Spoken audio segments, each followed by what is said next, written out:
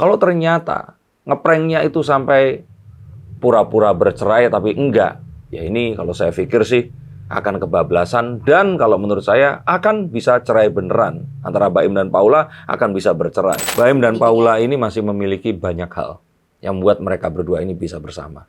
Dan permasalahannya belum, kalau saya pikir, sebesar sampai harus akhirnya mereka berpisah. Ruang dan waktu yang cukup untuk saling berpikir, ini akan bisa membuat mereka akhirnya menemukan harusnya seperti apa. Dan yang paling penting di sini, ingat, pernikahan nggak cuma hanya mereka berdua. Ada setengah member lagi, ini dua anak ini, yang saya pikir itu juga lebih penting.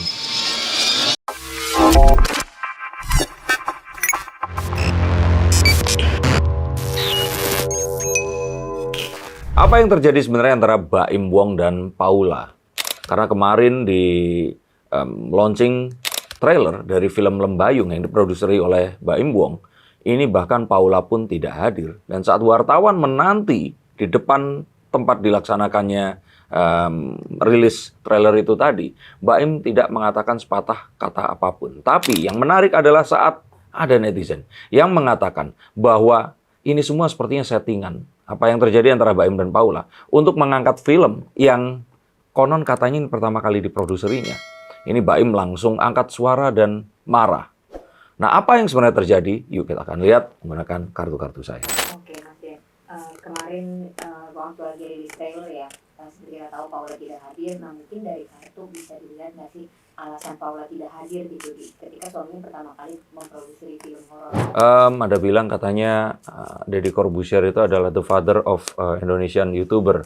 Tapi kalau saya bilang sebenarnya pamannya ini adalah Baim Wong karena dia termasuk YouTuber yang awal-awal dan kontennya itu settingan atau ngeprank orang. Nah, orang-orang pun sudah mengidentikan Baim Wong dengan prankster ini tadi. Dan kemarin pun saat Baim dan Paula kedapatan ke kantor polisi membuat laporan palsu tentang KDRT, itu pun membuat netizen berpendapat. Jadi kalau menurut saya ya, Baim marahnya boleh tapi nggak bisa disalahin juga kalau netizennya berpikir seperti itu. Bahkan saya pun sempat berpikir, ya Baim itu dengan semua idea di kepalanya, yang dia ini YouTuber-YouTuber awal, bahkan sebelum Raffi Ahmad sekalipun, bisa saja sih hal itu terjadi. Tapi saya pun juga berpikir, kalau ternyata ngepranknya itu sampai pura-pura bercerai tapi enggak, ya ini kalau saya pikir sih akan kebablasan dan kalau menurut saya akan bisa cerai beneran. Antara Baim dan Paula akan bisa bercerai. Tapi saya melihat Baim ini nggak akan sampai ke sana. Yang artinya saya sih di titik ini sampai Baim sekarang itu melabrak netizen, ya artinya sepertinya ini beneran terjadi dan nggak ada hubungannya dengan launching filmnya ini tadi. Artinya berarti betul ada konflik di antara mereka berdua. Saya lihat sepertinya betul. Dan ini pun sesuatu yang coba untuk diredam tapi sepertinya belum ketemu titik terangnya. Karena Paula itu juga bermain di filmnya tapi dia juga nggak hadir. Jadi kalau saya kira itu tadi, kembali ke yang awal ini tadi, kalau ini nggak beneran, terus di setting, ini pasti akan cerai. Tapi kalau saya pikir ini bukan settingan. Sehingga ya kita berharap semuanya akan baik-baik saja karena di 5 tahun pernikahan lebih ini tadi, mereka berdua ini bisa berpikir lebih objektif lagi, nggak terbawa emosi, lebih dewasa dalam menyikapi apapun. Kesuksesan sudah di depan, sukses bukan di depan mata lagi, sudah dialami, dan anaknya ini kan sudah sepasang gitu loh. Jadi kalau saya pikir, kurang apa sih? Apalagi yang sebenarnya jadi masalah di antara mereka berdua? Bang Baim sendiri kan sampai di posting gitu komentar netizen yang menyebut itu gimmick dan rumah tangga dan segala macam. Nah, artinya kan Baim semarah itu ya, Mas Den. Mungkin bisa dilihat nggak sih titik level kemarahannya sampai akhirnya tuh dia mau aja ngerespon netizen gitu. Ya tadi itu dia merasa bahwa dia perlu speak up dan itu sebuah pernyataan sih, statement bahwa ini beneran, ini real. Dan dia berharap ya netizen nggak menghubung-hubungkan yang kalau saya pikir ya tentu saja akan menimbulkan sebuah sentimen negatif ya kalau sampai Baim Wong dianggap ini yang pertama ini tadi meng-create prank perceraiannya hanya demi untuk naikin konten. Itu saya pikir sesuatu yang sakral, nggak untuk di-prank-prankkan seperti itu. Dan kalau saya pikir ya dia menyampaikan poinnya dengan sesuai. Itu kan sudah cukup lama ya, dan mereka tidak ada di satu frame bareng, nonton bareng, bahkan sampai liburan pun juga nggak bareng.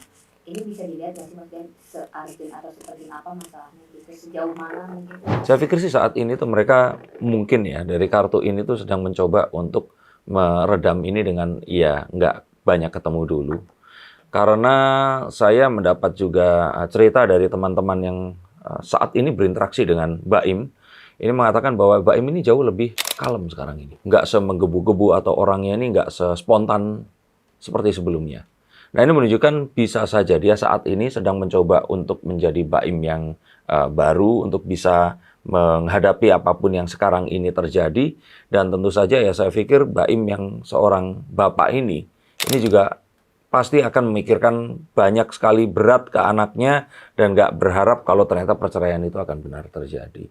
Jadi kalau saya pikir ya kita kasih ruang, kita kasih waktu, jangan terus ditekan. Kalaupun ditanya nggak mau jawab ya nanyanya mungkin bisa nanti, kita berikan waktu karena kasihan juga untuk kedua anaknya. Seperti yang tadi kita udah bahas kan mereka juga menolak gitu ya, udah wartawan bahkan sampai nggak respon sama sekali. Kira-kira ada nggak titik mereka akan nge-share ke publik gitu, mungkin apa yang terjadi sama hubungan mereka? Saya pikir nanti mereka pasti, karena melihat bahwa berita ini semakin liar, dia nggak pengen juga anaknya nanti dewasa, terus kemudian membaca berita tentang ini yang saya katakan itu pasti akan ada, karena apa yang kalian upload, itu akan terus ada di internet untuk selama-lamanya. Sehingga demi kepentingan ini, sepertinya mereka berdua harus menurunkan ego dan ya memberikan klarifikasi, semacam jumpa pers, itu saya pikir akan terjadi. Kelihatan nggak Mas, mungkin endingnya akan seperti apa? Apakah mungkin berbaikan dalam waktu dekat?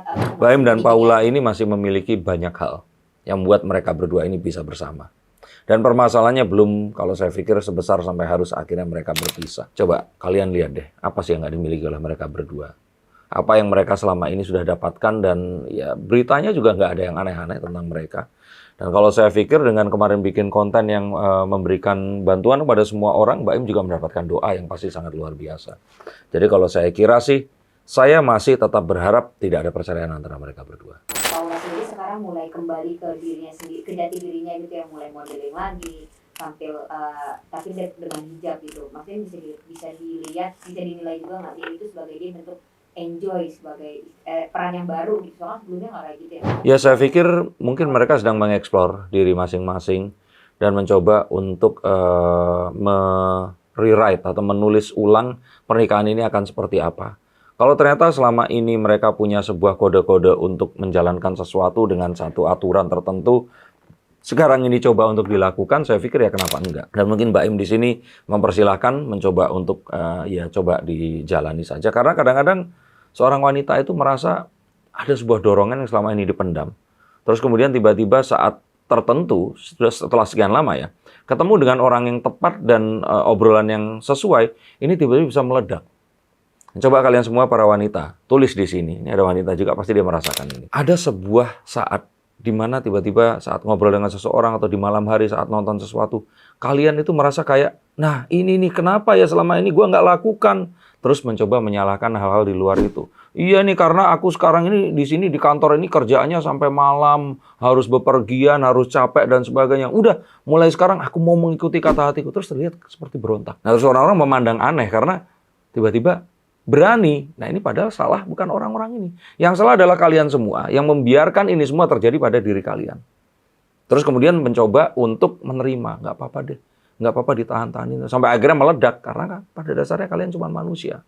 Nah saat meledak ini seakan-akan menyalahkan semua orang. Menjadi ini nih kayaknya ini memang harus gue jalanin sekarang ini.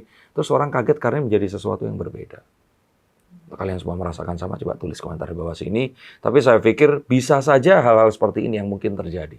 Jadi ya sudahlah, silakan kalau mau modeling, mau apapun dan sebagainya. Saya pikir ruang dan waktu yang cukup untuk saling berpikir. Ini akan bisa membuat mereka akhirnya menemukan harusnya seperti apa. Dan yang paling penting di sini, ingat pernikahan nggak cuma hanya mereka berdua. Ada setengah member lagi, ini dua anak ini, yang saya pikir itu juga lebih penting untuk ditanya apakah yang diteruskan atau tidak. Artinya mereka sedang beradaptasi mungkin ya Mas dengan journey mereka yang baru. Iya, karena ya itu tadi. Pernikahan itu sebuah perjalanan yang panjang. Dan nggak selamanya akan mudah. Tapi kalau dibilang indah, pasti indah.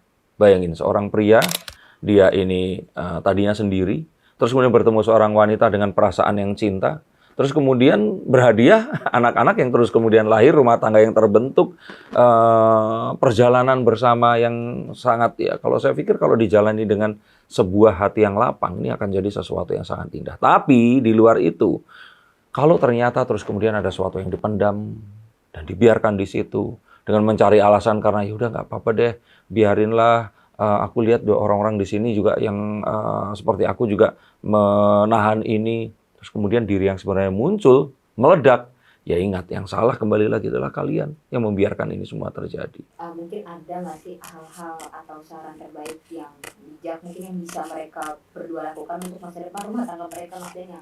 Saya pikir take your time, temukan kebiasaan-kebiasaan baru yang mungkin memang harus disesuaikan, dan nggak usah takut dan nggak perlu mengukur diri kita terhadap diri orang lain. Temukan peraturan yang sendiri, harapan yang sendiri, dan yang paling penting jangan mendengarkan komentar orang lain. Mereka dengan keluarga mereka itu berbeda, dan kalian memiliki suami, istri yang juga pasti lebih mengerti dibandingkan orang-orang di luar sana itu. Berikan kesempatan dan jangan gampang untuk berpisah, karena belum tentu nanti setelah berpisah dapat lagi. Belum tentu juga setelah dapat akan lebih baik daripada yang ini. Terima kasih, sampai jumpa dan salam.